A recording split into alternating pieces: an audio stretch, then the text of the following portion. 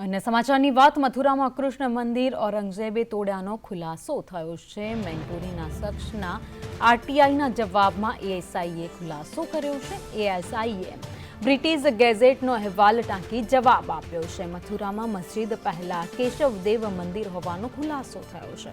મંદિરના સ્થાને જ થયું હતું શાહી ઈદગાહનું નિર્માણ। તો 1670માં ઔરંગઝેબે મંદિર તોડવાના આદેશ આપ્યાનો પણ ખુલાસો એએસઆઈએ કર્યો છે।